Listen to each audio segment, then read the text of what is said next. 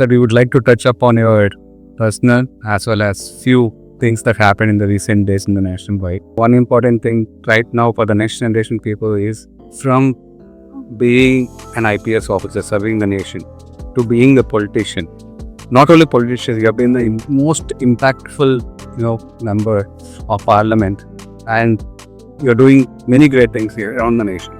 So tell me a little bit about this journey and how you feel to be in this position. Did you see this before or at a place where you're very lucky? I was in service for 35 years. During the 35 years, I got some strange exposures and opportunities. As an IPS officer, I should have been in the law and order wing. But life has given me various opportunities while being in IPS. One is when I was working in the magazine factory. For various reasons, I went to engineering college, which was known to be the recruitment center for magazines. I have seen the issue from very close quarters. I have seen many of my classmates, batchmates going underground into a forest and later on not getting.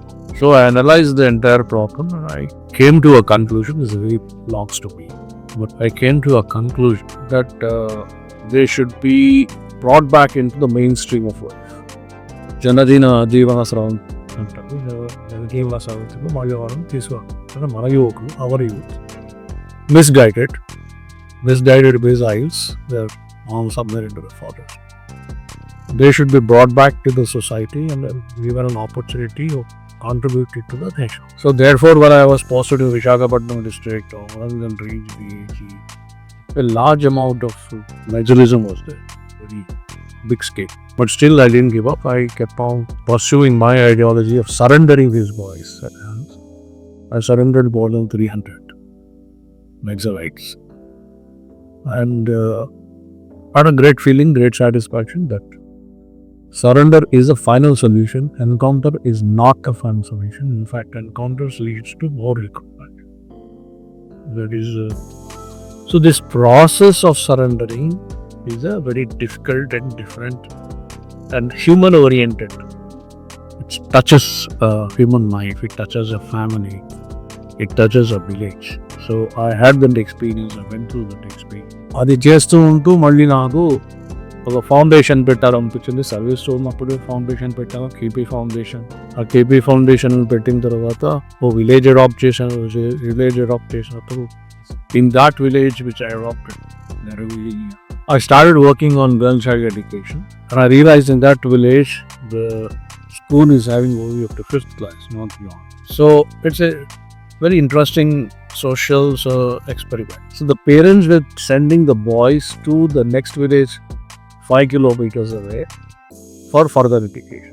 100% all the children were school dropouts, were to sit at home. So that again gave me a kind of a challenge. What is this? Why should this happen? Why should not the girls also go to school?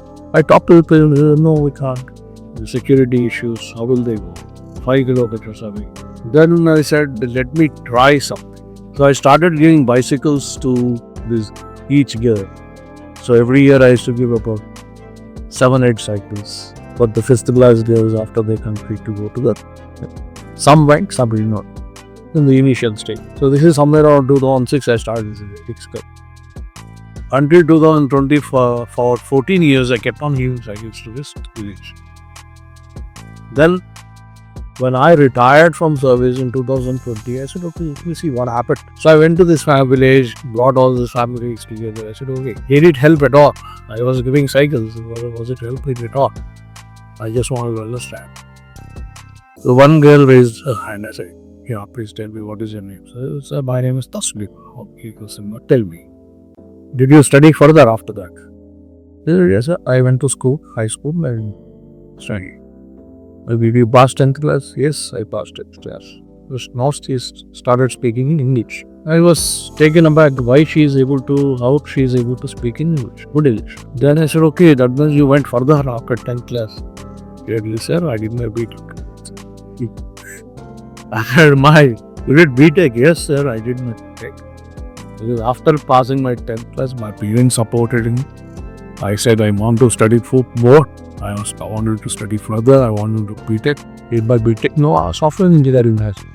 Then I said, look, just a small experiment of giving cycles. If it can do so much, then there is something in what is called as giving an opportunity to those who were denied opportunities. If you give that opportunity, maybe it can do so much. And it has happened in this case.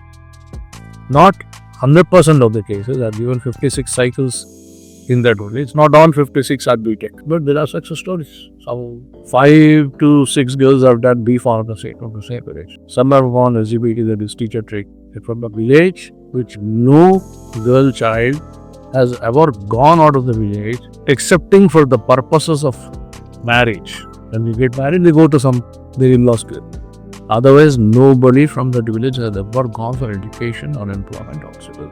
So that is a transformation of a village. So same KP Foundation, when I retired, I was thinking of doing more. I went to Gadchiroli, I went to Mandarbar, most backward districts in the country. Started adopting villages like this. Started working on rural child education, skill development and MSM. I got very good results. Was very happy. Then came the COVID when I just retired in March 2020.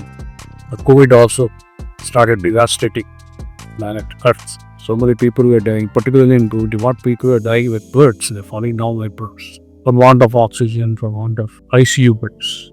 Then I was lucky enough, again I got a great opportunity. American India Foundation approached me and said, can we work together and do something for India during the COVID?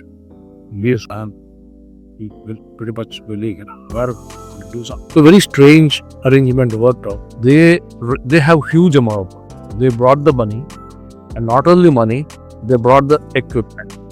They purchased the equipment. Now, what is my role? My role was drafting the SOP, standard operating procedures, contacting various states, the chief ministers of different states, and I started telling them, look, we will give this to. And how it was very difficult because a COVID time, not easy to mix people also. So we worked out all that and we constructed 23 hospitals in the country and gave 16,000 oxygen ventilators. So that was also a big eye-opener for us. This should be something we should do. But unfortunately, what happened is, as a service, as an IPS officer, the last 10 years of my career, I was not doing much. Whereas I wanted to do something, I was not doing. So there was a sense of incompleteness in my life. I said, no, I have to do more. So now I'm coming directly to your question. How did this transformation come? Did you anticipate this transformation? You wanted to do it? Or are you getting what you wanted to? That is your question. So the transformation came in the right direction. As an officer, certainly you can do a lot of things. But as a politician or member of parliament, you can do many more things. And that exactly I got. Opportunity to serve the people, opportunity to serve the nation.